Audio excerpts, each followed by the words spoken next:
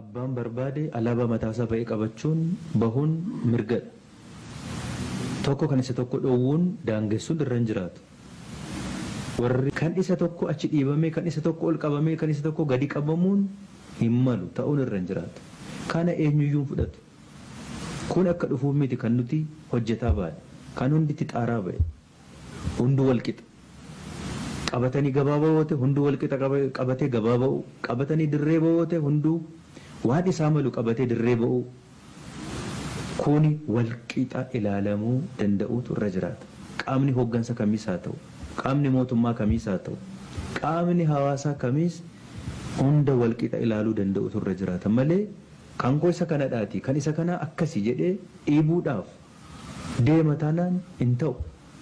Kun walitti nu fidu, kun wal nu dandeessisiisu, akkasitti wal dandeenyaame. Nagaa fiduudhaaf jennee wanti nuti hojjennu nagaa boressuun irra hin jiraatu. Ukkaamsaa jalaa bahuudhaaf, gabrummaa jalaa bahuudhaaf jennee hundaaf waan taasisnu hundaaf tokko sababa gahaa quubsaa qabaachuu. Lammaffaa kan nu miine ta'uusaa, dhiibbaa miidhaa biraa kan nurratti hin finne ta'uusaa hubachuun baay'ee barbaachisaadha qalbiidhaan. Dhaabbileen siyaasaa dhimma kana hooggananis immoo itti gaafatamummaa fudhachuu qabu. Itti gaafatamummaa fudhachuu qabu.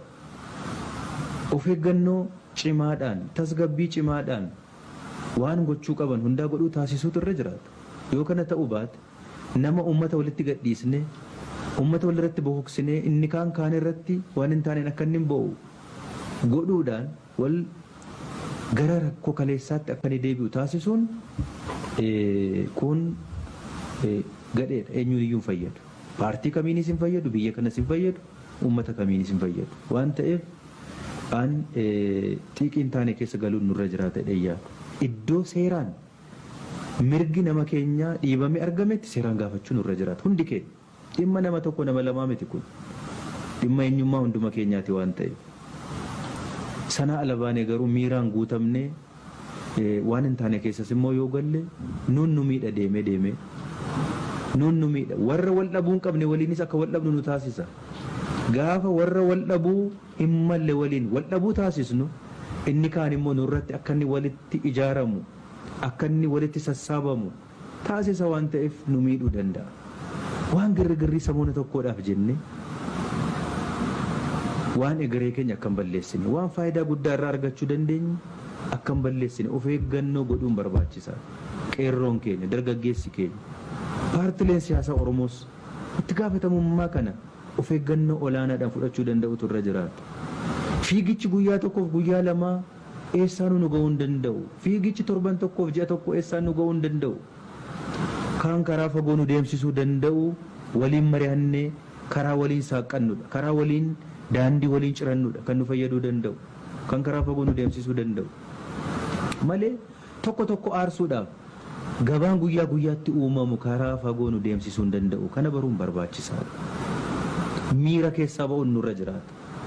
Wanta ta'u hundaaf etuu mirgi keenya sharafamiin, etuu mirgi keenya hin dhiibamiin garuu wanta ta'u hundaaf tasgabbii fi itti gaafatamummaa olaanaadhaan hojjechuun barbaachisaadha. Yoo kana ta'uu baate deemee bu'aan isaa rakkina. Waan lubbuu namaa nyaate malee biyya kana faayidaan finne inni dhaabbachuu qabaadha hawwiin kee.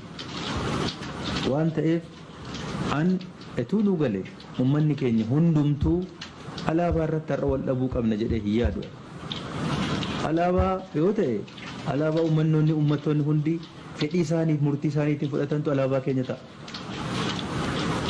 Malee abbaan barbaade gabaadhaan waan alaabaa kooti jedhee mirmirseef yookiin waa hunda irratti fanniseedhaaf alaabaa hunda ta'uu hin danda'u. Kan isaa ta'uu danda'a. Kuni ilaalamuu hubatamuu danda'uun irra jiraata. Uummanni keenyas gama isaatiin tasgabbaa'uun barbaachisaadha. Hunduu tasgabbaa'uu qaba. Nuti abadan abbaan barbaade eenyummaa isaa, alaabaa isaa kan Oromoon hin feene, kan Oromoon hin fudhanne irratti fe'uu hin danda'u. Yoo Oromoon lafa kanarraa dhabame malee kanarratti namni shakkuu hin qabu. Abbaan barbaade sa'aa 24 baatee deemuu miti, uffachuu miti. Yoo itti sagade Oromoo irratti fe'uu hin danda'u. Alaabaa Oromoo kan ta'uu danda'u kan Oromoon filate duwwaadha. Hin jiru. Kana irratti shakkuu, sodaachuun, hir'achuun irra jiraata. Kun ta'uu abbaan barbaade alaabaa mataasaa ba'ee qabachuun bahuun mirgadha. Tokko kan isa tokko dhoowwuun daangessuun irra hin jiraatu. Warri kan isa tokko achi dhiibamee kan isa tokko ol qabamee kan